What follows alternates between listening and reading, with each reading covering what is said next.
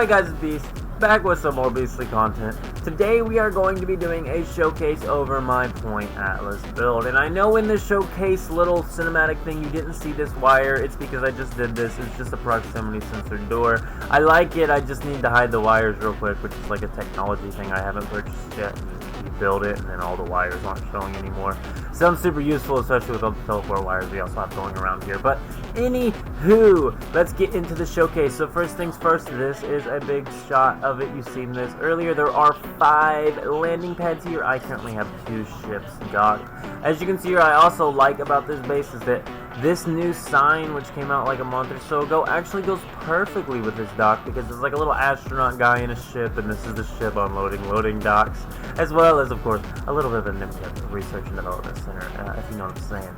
Link down below to a YouTube Shorts. I have different strains of Nip in here, guys. They're pretty wacky, they're pretty wild. There's Sativa, there's Indica, there's Hybrids. We got them all. I got a Shorts down below that shows some of those. Let's go ahead and mention why I wanted 5 landing pads. First things first, this is actually going to be my raw materials 3, and raw materials 3 is not going to be a storage container, but instead an actual ship, because my 3 rear forged is actually my smeltery ship. I keep everything that I want to take into my nanites factory and smelt down into nanites eventually in here, as well as, you know, anything I need for my smeltery, or maybe like stuff I'm going to smelt down to ferrite or something like that will all go in the smeltery ship. As a matter of fact, I can think of a couple things that might benefit from going to the smeltery ship. Next time I'm out there, I'm definitely going to be smelting that stuff down for some more carbon. Speaking of which, this is also my carbon farm. I have gamma weed out the wazoo here, aside from the new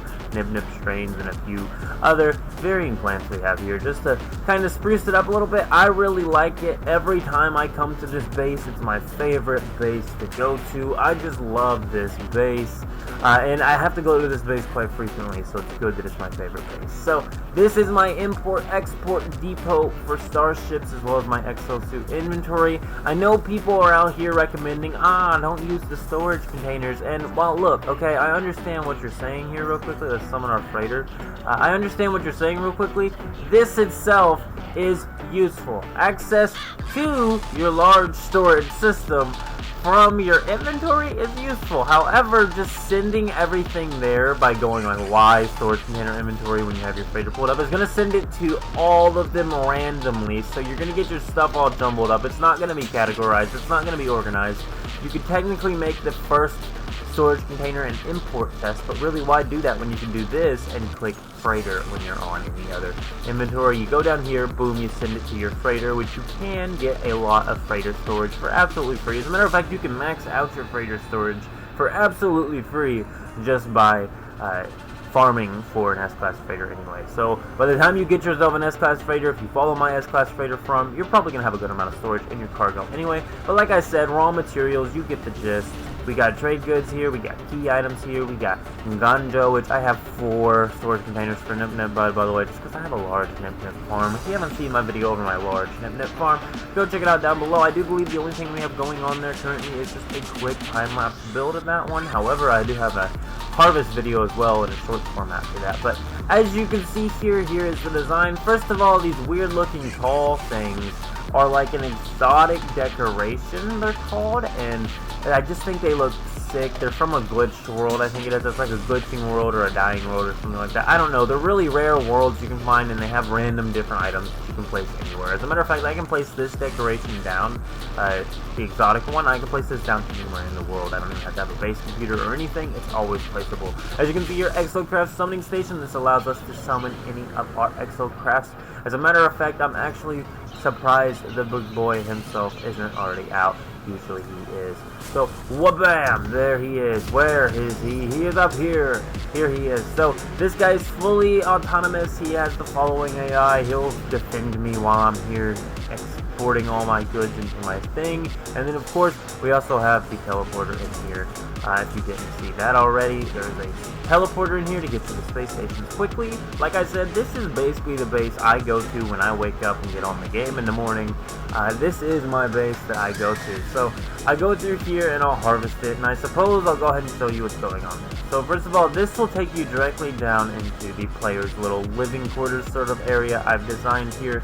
It's not the best looking, I will admit, but it does the job. I want to do possibly doors here too, but we don't have time for that right now. This one right here is the teleporter that will take us straight to the start of the farm here, so we can start harvesting our beautiful gamma root here.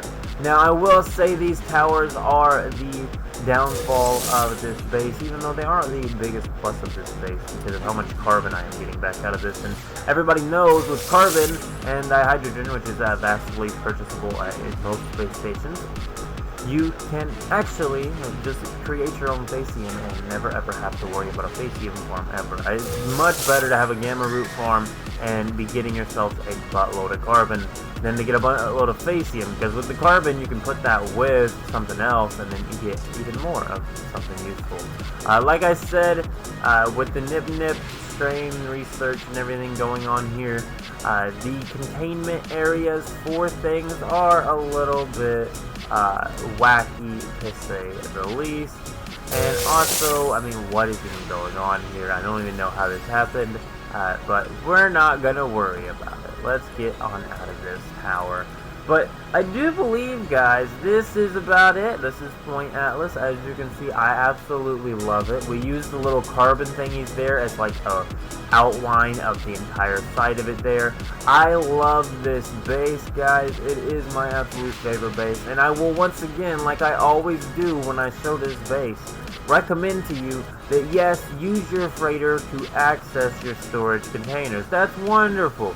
Universal storage access inside your exosuit inventory at any time? Very nice. However, just straight dropping your items in there is a very terrible idea. It's way better just to have an import-export depot. You can load up to 5 ships here. I can unload up to 5 ships at a time here and get all of them loaded into the import-export depot within 5 to 10 minutes. I really don't think you're going to be sitting there in your inventory going, okay, now let's stick this on our freighter. Okay, now that it's on our freighter, we're going to go stick it in raw materials. I feel like that's way slower when I can just push Y and auto send it to whatever storage container it's dedicated to.